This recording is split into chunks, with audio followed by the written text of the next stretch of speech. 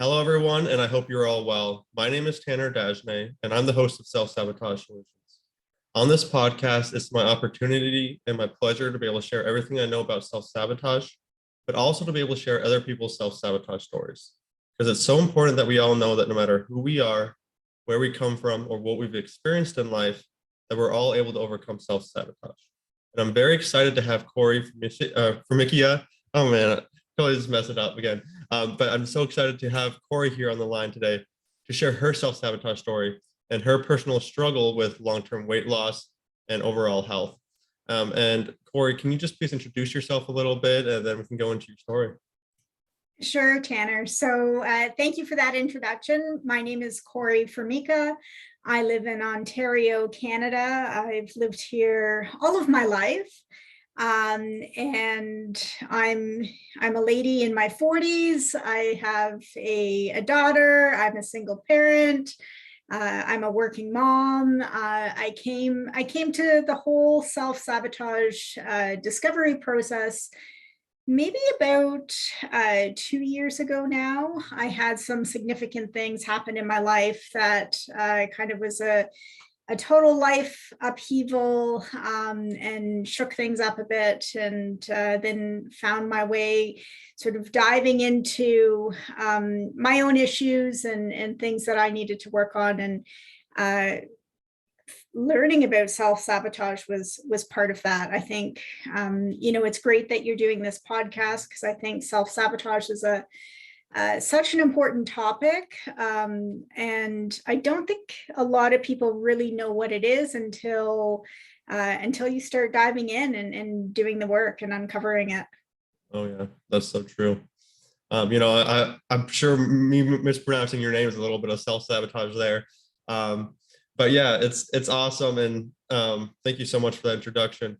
So, where did you, what caused your self-sabotage in your life? And I guess let's kind of go into that story and, start wherever you deem is the best point.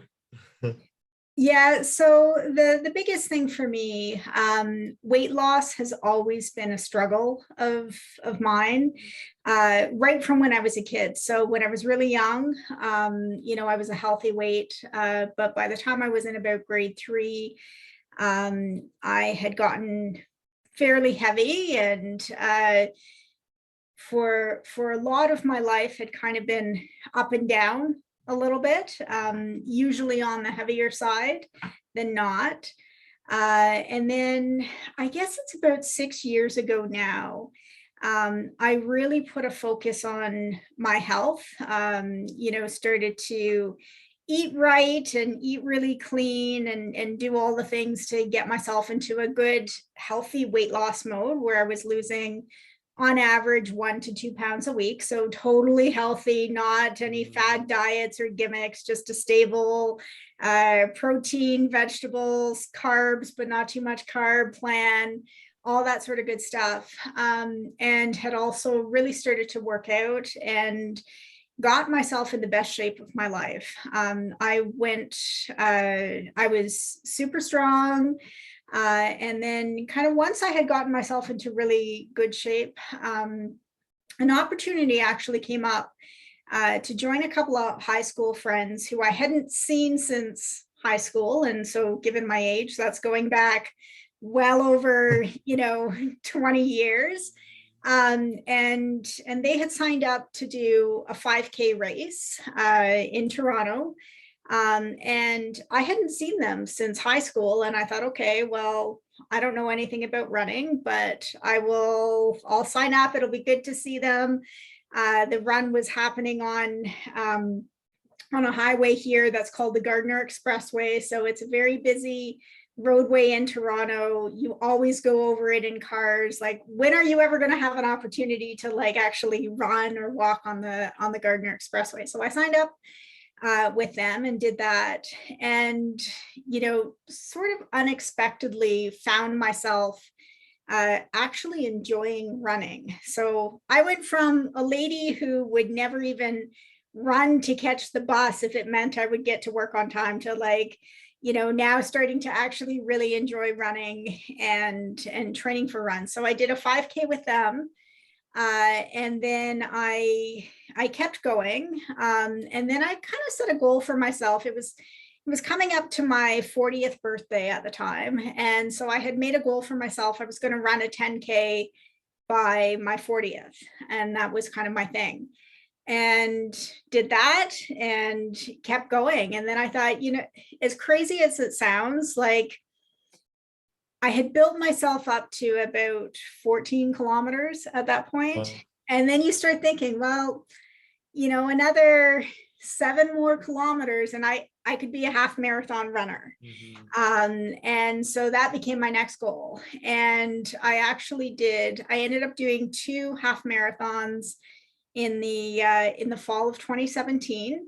So for those of you listening, or Tanner, if you don't know, a half marathon, it's 21.1 kilometers, so a good distance. Yeah. And I did it. And so that was so at that point in time, I was really in the best shape of my life. I was eating well, I was eating clean, I was working out to keep up the muscle and doing yoga and stuff like that to, stretch out everything that needed to be stretched from doing the demands of being a distance runner.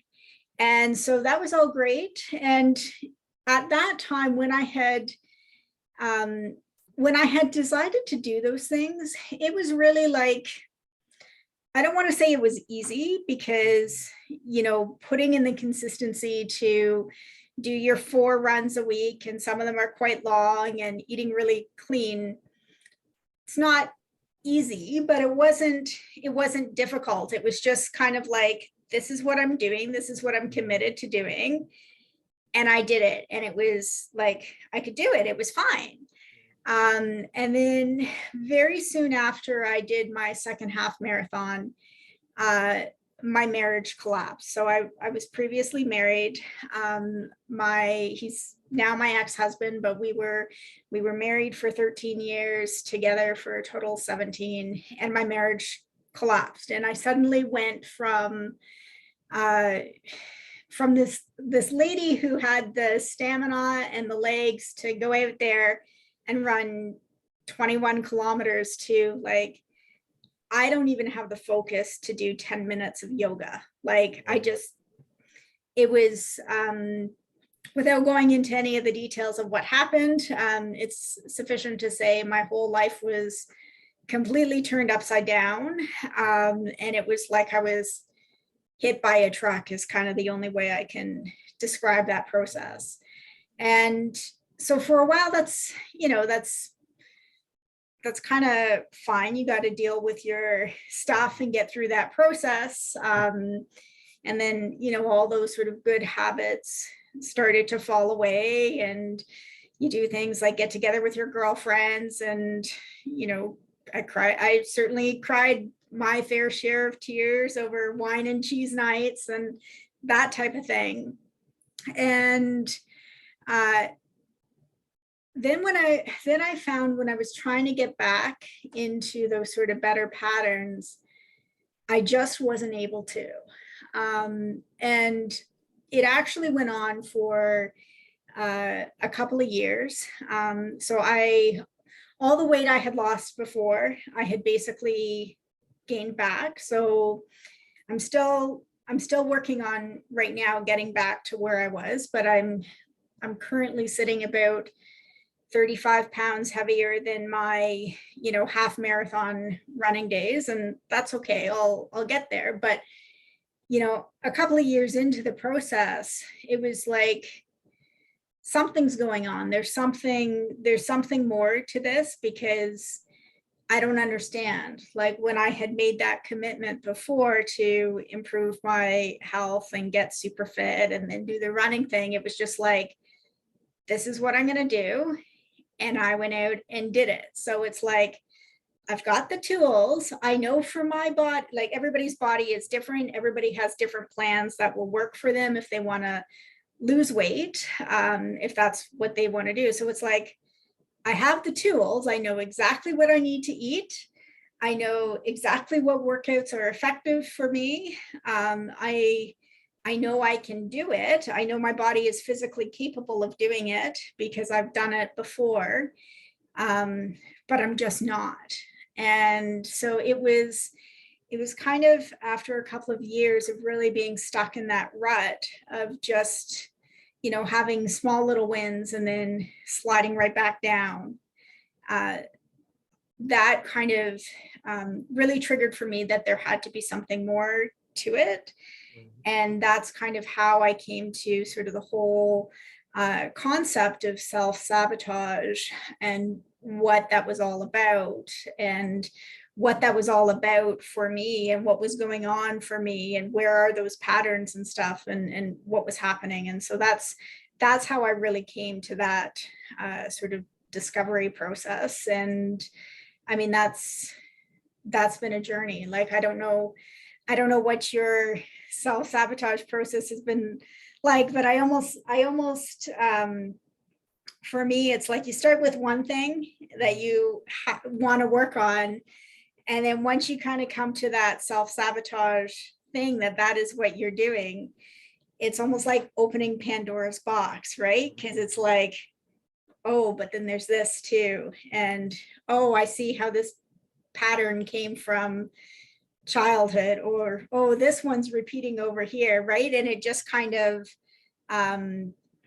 you just kind of keep revealing other parts of the process. Yeah, I agree with that. I mean, I think many people think that they're just self-sabotaging in one aspect. Like that's what I thought when I was first looking into it. And then just like you, I started realizing, whoa, I'm self-sabotaging here and here and here, and it's all connected. And it's actually much more than I thought it was. So definitely understand that. Yeah, it's totally much more than I think anybody initially thinks it is. And I think the thing with self-sabotage is, like, we all have habits for us that are just kind of automatic, or those default things, and we don't really think about them, or we don't really think about where those come from. And then it's kind of, as you start to do the work and uncover things, you start finding this stuff goes way back. Like, it's not, for somebody like me who's in her 40s, like, we're talking things almost 40 years ago now, that some of the stuff probably goes back, right? Because a lot of it goes back to sort of early childhood, what you were taught by your parents, what you saw in your family environment, and that type of thing. Yeah. So I know you were struggling a lot with making those changes after, you had went through that divorce. So learning about the self-sabotage had helped you understand that. Were you able to start making some of those changes? I mean, I know you have been, but like, what part of it do you think allowed you to start making some of those changes? Just identifying it, or addressing it, or what do you think? I think identifying it is one part of it. Like, it's still very much a work in progress for me. So identifying it was certainly a big piece of it, but I think almost also too, just seeing how that kind of replays in kind of your current situation, right? So the more I sort of think about what happens with weight loss or with weight gain and that type of thing, it's almost the extra layers of weight that you carry is almost like an emotional bubble or emotional wrapping on you to protect yourself from kind of maybe other things, right? And I can see very much how, and I'm not the only woman who's gained a bunch of weight after going through divorce. It's fairly common that it happens. But when you think about somebody like me who's come out of a situation where they were with somebody for a very long time, almost half of my life, when we had separated at that point.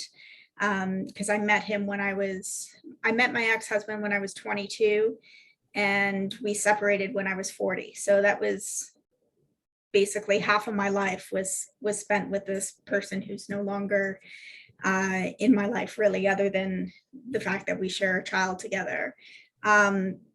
So, when you go through that kind of upheaval, and then you sort of deal with your divorce, and you deal with kind of like all the legal stuff that you need to go through the separation, through the divorce process, through making yourself okay again. Well, now you kind of find yourself back in that sort of dating pool, if you choose to want to go down that road, right? And then that opens up like a whole other can of worms, where kind of like that weight can almost be sort of a protective layer. And it's in some, you can look at it as maybe making yourself a little less attractive, so that you're not, even if you are dating and putting yourself out there, it's not making you as vulnerable. You've got some sort of subconscious barrier going up, and that type of thing. So I find for me, the weight loss self-sabotage stuff has been sort of multi-layered. Going through that self-sabotage process and finding the tools to help is kind of, that's one part. But then again, kind of like I said, it's like finding all these other things in the box that kind of crop up. And, some of that can be dealing with like vulnerability in dating again, to protect yourself from not getting hurt, and all of that stuff. So it's, there's an awful lot to it. And I know for me, the words I use, the verbiage I used with myself, like my inner thoughts, that was always a big source of self-sabotage for myself, or talking down to myself, telling myself I wasn't good enough. I know I wasn't, attractive enough to ask a girl out or something like that. Did you experience a lot of that negative thoughts in your life? Have you been able to address some of it with what we've learned through, self-sabotage coaching? Tell me a little bit more about that. Yeah, absolutely. And I think we are all sort of our own worst critics.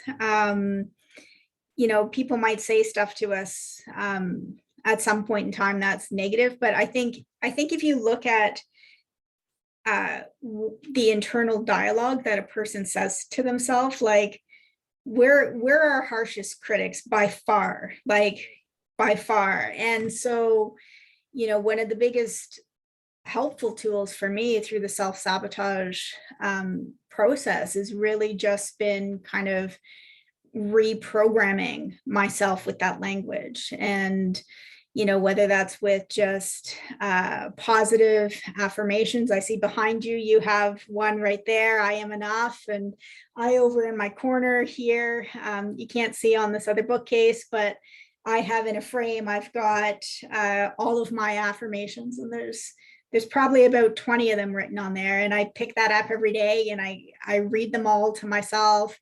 And it's that constant reminder to sort of counteract any of those negative thoughts that are going on in one's head. And then, there's tools like the RTT therapy, the rapid transformational therapy, where you listen to those like the Marissa Peer ones, where it really goes into your subconscious mind and programming in those good things that you need to hear. So that's a technique. I've done the tapping as well, where you do the positive affirmations and you tap on the various points, like the meridians on your body and that sort of stuff. And that has been a helpful tool. Absolutely, for sure. That's awesome. And I know surrounding yourself like positive influences, like certain books and things like that, or friends. I think from hearing from your story, when you were making those changes to, start running, did you ever put together the fact that like you had friends who were joining in, like made like a little tribe that you guys went to go running together, that was like a tribe almost, and you guys kind of had that together, and do you think that was part of the reason why it made it a lot easier to doing that at that time? So I think when I started running, like it started by the motivation that I was going to see these old girlfriends that I hadn't seen in 25 years or whatever it was. And so that was kind of my first bit of motivation. And then I just kind of ran on my own until I was up to about like the 12-kilometer mark. I would just go out for runs on my own. And as crazy as it sounds, like they almost turned into like a meditation for me. Like I am by no means a fast runner. Like me, a great time is finishing for my age bracket and being female, middle of the pack. That's my goal, because that's kind of I'll never be a fast runner, and that's fine. I'm a runner, and whether like unless you're an Olympian and one of the top couple of finishers, it's all the same. You all run the same race. You all get the same finisher medal. For me, it was never really about pulling fast time, but just that own sense of accomplishment in myself that I could actually go out there and do something that was really hard for me, and actually just put in the consistency that I would build up the strength and the stamina to be able to do it. And then when I hit about the 12-kilometer mark, that's where sort of in the back of my mind, it started to percolate that like maybe I could actually go out and do a half marathon. And then so that at that point in time, then I thought, okay, well, if I'm even going to consider doing that kind of distance, I should actually probably figure out how to actually do this properly. So then I ended up joining a half marathon training session with our local running room, which then sort of put me in a community of, other people that were all working towards the same goal, which was awesome. That's kind of how you build your little tribe. Right. And then also too, you were being coached by people who had run, 10, 12 or more half or full marathons. So they would, guide you through all the technique and the stuff so that you can build to that level and do so in sort of a safe manner, injury-free. Think about all the things that, a new inexperienced runner wouldn't think about, like, when you're going out to do those kind of distances, everything is important. So on your race day, you want to still be wearing the same sports bra that you've been training in the whole time. It's not the time to try out a new sports bra or underwear because it might rub differently. And over 21 kilometers in, hot weather, that's a lot of, rashing and rubbing and that sort of thing that can happen. And things like, how to make sure you were taking your electrolytes at the right time so that you weren't ending up with muscle cramps and all of that really important stuff so that you were prepared on race day to do it in a way that you could get through the race and you weren't one of the people that needed, a medical at the side of the road or anything, and be good and know how to do your recovery after and all of that. So the group then helped you focus in on what you wanted to do. That's awesome. Then you did you got yourself prepared and I don't know, avoided like the self-sabotaging situations you might run into if you just ran in there blindly, right? Absolutely. And you certainly, when you go out and do running, there's even within running, which you would think is kind of like a healthy thing, there's all kinds of self-sabotaging stuff that you see out there that that happens. One of the ones that really stands out to me is we have a big race that happens every year in Toronto, and I've only done a few of the bigger races, so I don't know if there's running groups that go to some of these other ones, but there's one running group in Toronto that their thing is they go for a run. It's a fairly big group. They go for a run, and the run ends at like a different local pub each time.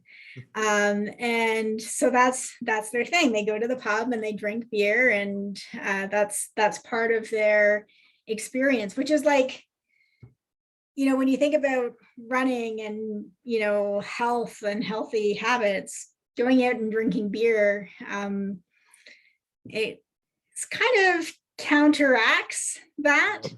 But anyways, at one of these big races, as you're approaching the finish line, and this was after my second half marathon that I was doing, and I happened to be beside one of these racers who was part of this group. Like in the 300 meters before the finish line, they had like a couple of other of their members who weren't doing the race stationed there, like as those runners were going by, handing them their can of beer that they could open up and drink like as soon as they crossed the finish line. So yeah, craziness that happens. And that's one example, but even within the run community, there's other things like we have in Ontario.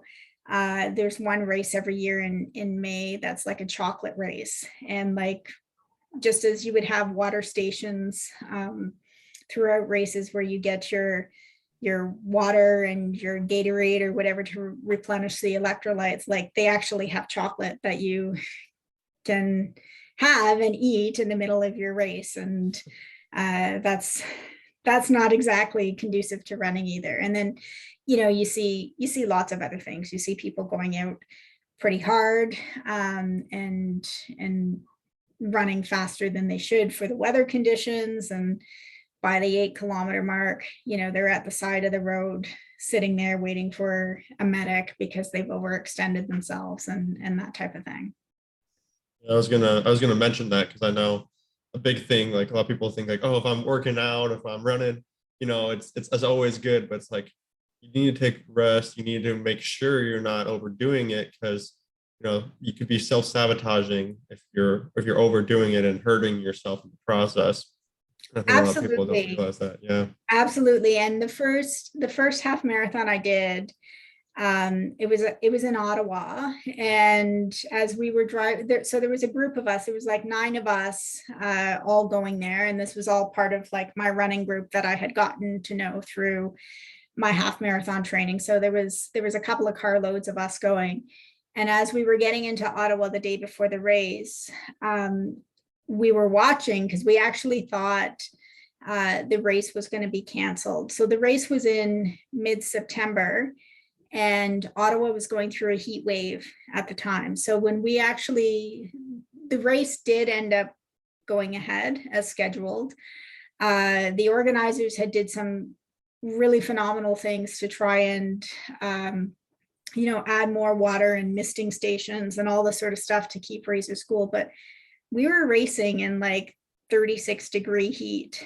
And when you are running and when you are running those distances, you really have to adjust for the conditions, whether it's like extreme heat like that, or I imagine it would go the other way in cold. And it was pretty much by the time you got to the 7 or 8 kilometer mark, you saw all these people that were starting to drop out of the race or sitting at the side of the road because they had gone out too fast. They had gone out on their pacing where they're running in much cooler temperatures, and they're trying to go for that fast time or whatever.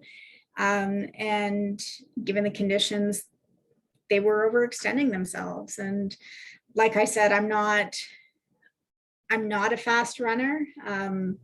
I don't think I will. I think physically my build and the length of my legs and all of that stuff, I don't think I would ever be a super fast runner. So for me, it's not about trying to pull a great time. It's, finishing, like crossing that finish line at the end of 21 kilometers and getting it done for no other reason than to prove to myself that it's possible and doable. So is that something you're still working on now, just to go back into do a run like that? Yeah. So in everything that happened after my marriage fell apart, I did get back into running a little bit, and there was a lot of self-sabotage happening there. So, when it's funny because when your cardio condition builds up to the extent where you can handle 21 kilometers, it takes a while before your body kind of dials back and doesn't have that capacity anymore. And I honestly believe anybody who wants to be a runner can do it. Like, unless perhaps maybe if you've had knee surgery or something like that, maybe it's not right for you. But if you have like no physical reason, then if I can be a runner, certainly anybody can. But the trick, if you call it a trick, to running safely is taking your training plan and doing no more than your plan and doing no less. And I honestly believe that if you do that, you can train safely, stay injury free, and all of that important stuff. So my marriage fell apart in November, and then like I said, it was literally like being hit by a truck. I couldn't even do 10 minutes of yoga. And our winters here, I'm not sure where you're located, but here in Ontario, our winters can get pretty cold. I'm a bit of a fair weather runner. Anything below -6, I really don't have any desire being out there running.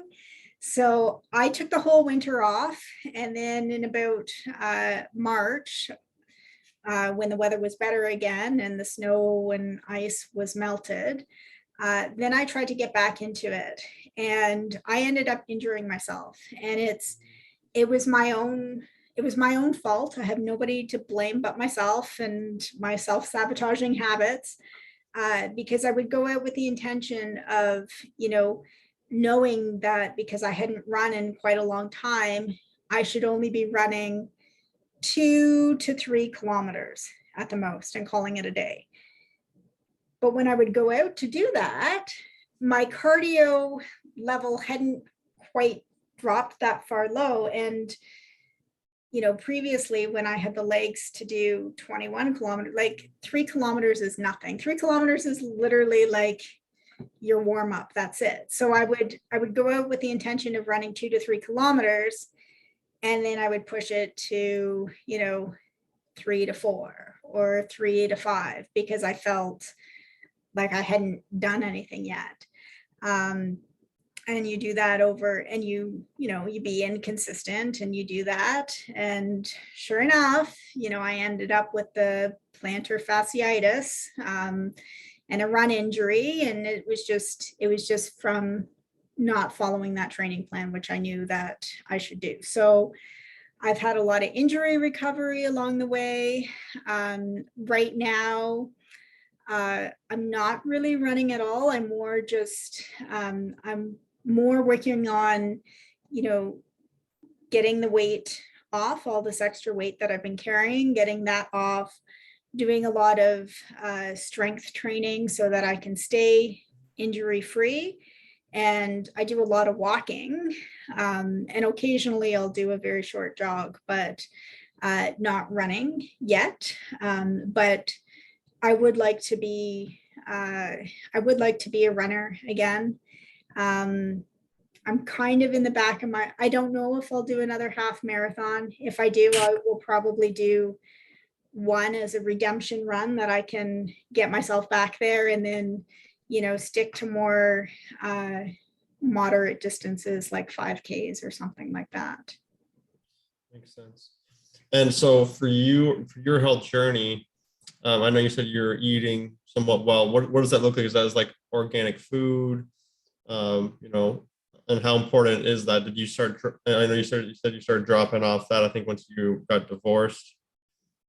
Yeah, it's so I'm working on eating clean. I try and eat some organic food. I definitely don't eat all organic food. Or eating organic food is definitely the way to go if you can afford it. I try and incorporate as much as I possibly can of that. There are lists that you can find online of kind of like uh, the dirtiest of the dirty vegetables, the ones that are like really important to eat organic because of all the pesticides and everything in the non-organic stuff. So I kind of have my list of like those ones that are important for me to eat organic, and then the other ones, it's just kind of if I have money where I can put towards that. But it's mostly just eating clean, right? So cutting out all the junk food and all the processed stuff, the stuff your middle aisles of the grocery store where if a label has more than 5 ingredients, it's probably filled with chemicals and crap. So cutting out that, cutting out sweets and sugar, getting back to eating better carbohydrates. So things like sweet potatoes and your brown rice, as opposed to like your pasta and your white bread and that type of thing. Eating a lot of protein, eating a lot of vegetables, some of the healthier fats like avocados and nuts and all of that sort of stuff. Really reducing alcohol, and even part of eating is not just necessarily the foods that you consume, which is a huge part of it, but also the quantities that you're eating too, right? Like if sweet potatoes are on my healthy list and brown rice, well, that's great and everything, but what does a proper portion really look like? Because you can eat and overeat too much of that stuff too. So that's been sort of my approach. And then of course, I'm not perfect yet. It's always a work in progress. So those times where I kind of stray further from what my intention is, like, okay, it happened. What's going on here? Like, why is this going off the rails again? Because it's ultimately, when it comes to eating well and weight loss, it's not it's not the one piece of chocolate cake that you've had at a birthday party. Like, we all live, right? And there's nothing wrong with those things in sort of small quantities, I believe. But it's like, if you're going off the rails and it's like that piece of chocolate cake at that birthday party on the Saturday night, but then on the Sunday you're into the bag of chips or whatever, bag of cookies or whatever that you have in the cupboard for the kids or that type of thing. Well, what's going on there? And are you starting to slide back into those self-sabotaging behaviors? And why? If that's going on, what else is happening? Are you not reading your positive affirmation statements? Like, have you stopped that process? Like, are you having more of those negative thoughts going on in your head? Like, what else is happening here? Yep. Yeah, that's very true. There's a lot of influences that oftentimes we're getting influenced by, including ourselves. I think a big one a lot of people don't realize is like the TV. Like, there's a lot of TV shows that have display people eating, like the fast food. Like, I know I used to watch a lot of those, like the superhero TV shows, and even like the superheroes would go on and like save the day and then come back and they'd have like a fast food burger, and it's like, even the superheroes are eating this fast food, and it kind of shows you like, and then you would kind of want that same thing, right? So, oh, sorry. Yeah, it's absolutely everywhere. So for me personally, TV is not a big source because I don't watch a lot of TV. I watch occasionally a bit of TV with my daughter, but like me sitting down in front of the TV and watching a show, I can't remember the last time I actually did that. Like I would say maybe it's like a couple of times a month that I actually watch TV. And I know that is really rare because I do work in an office setting. There's about 10 of us in my department. And that is often when you're just having that informal chit chat with your coworkers, that is quite often one of the focuses of conversation is like, what TV series are people watching? Because like, what's really good? I just finished this series on Netflix. What else should I watch? And I have very, very little to contribute to those conversations because I really don't watch a lot. But those types of influences, whether it's TV or coming from other places, like it's all around us. Like I was actually just this past weekend, my daughter and I, we did a road trip to Quebec City for a few days.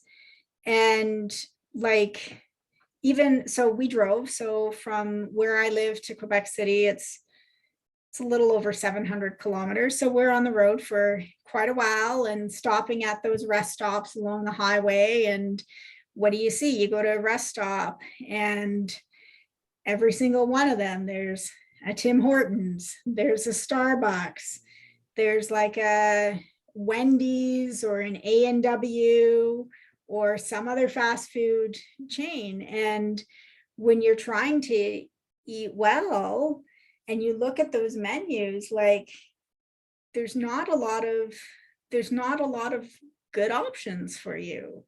I took a lot of my own stuff on the road. But there are times when you just need to pick up something, and where do you go, right?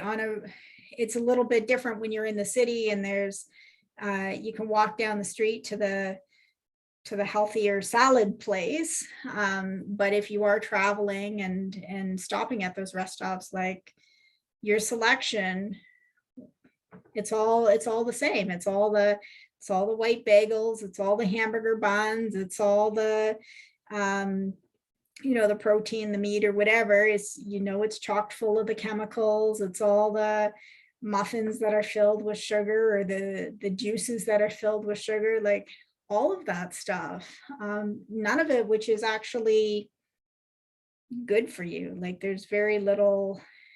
It might fill you up in the moment if you're super hungry, but what it's doing inside you is not in the best interest of your health. And oftentimes they don't actually provide that nutritional value, which is why we're eating the food in the first place, right? We're eating the food so we can get the nutrients so that our body and our organs can operate efficiently. Which I think is a lot of people kind of get like lost in the fact that, oh, I just want this to taste good. I just want to eat this for pleasure. We kind of miss the fact that we're eating so we can support our body, so we can, and eating healthy doesn't mean it necessarily has to taste bad, or like a lot of people think that, oh, I just have to have a salad every single day to eat healthy, but it's not necessarily the truth, right? No, it's not the truth at all. And I think even the term nutritional value, I think when people are eating out at restaurants, at least here where I'm from in Ontario, nutritional value or menu information about that sort of stuff usually translates into calories. And there's which is one part of it. Like you should know if the chicken sandwich you're consuming is 350 calories or 900 because it's loaded with whatever. But the calorie count is just one small piece of the puzzle. It's not the overall nutrition of what you're actually putting in your body. So your body can function the way that it should. Yep. Yeah, I personally almost don't even look at the calorie intake. I just think about like, does this food have nutrients in it? Is it a nutrient dense food? Does it rot if I leave it, out for too long? Or is it like a McDonald's burger where you can leave it out for years and it's not going to change its form or shape and mold? Like what are you putting into your body? But yeah, that's so interesting. So I mean, it's really been an interesting story you shared so far. If you had one thing you could share with all the listeners here, if they were looking at like overcoming self-sabotage, what is the most important thing you think you'd want to share? I think the most important thing is just, it's sort of twofold. Learn as much as you can about it, because as you start diving into self-sabotage, you'll uncover all this other stuff as to how it applies in, various aspects of your life. So learn all you can about it, and pick, like, sometimes it can almost seem overwhelming to do all the stuff right away, right? So just even pick one of the things to focus on as your starting point. So if you catch yourself, if after, looking at and exploring the issue of self-sabotage, you really catch yourself with all the negative things that you are saying, so that internal dialogue, start there. Like, start with some RTT therapy that you can find fairly easily on YouTube, or you can go to Marissa Peer's website, and she's got all kinds of programs that are fairly inexpensive that you can do that are like super helpful. Create your positive affirmation statements, whether that's putting them up on walls like you have behind you, or doing like I did, put like 20 of them in a frame that you read every day. Just pick one aspect and start there, and allow that process to happen, because you have to do it consistently over a while. Some stuff will click right away, and then other stuff, the longer that you do it, the more effect that it will have, and start making those changes. Totally agree. Awesome. Well, thank you so much for sharing. I'll put your links in description below, so the best for them to contact you would be through Facebook or through your email. Is that correct? Yeah, that's correct. Okay, great. Well, Corey, thank you so much again for coming on the podcast. It's been absolutely fantastic to hear your story and to speak with you and learn more about you. Just thank you so much. Yeah, thank you for the opportunity, and it's been great chatting with you, and so good to see you actually doing this podcast series, because there's so much to the topic of self-sabotage, and it's really great that all your listeners have an opportunity to hear these different stories and learn some tools, and maybe find some stories that actually really resonate with whatever they're going through on their journey. Awesome. Thank you. Thank you. Take care. You as well.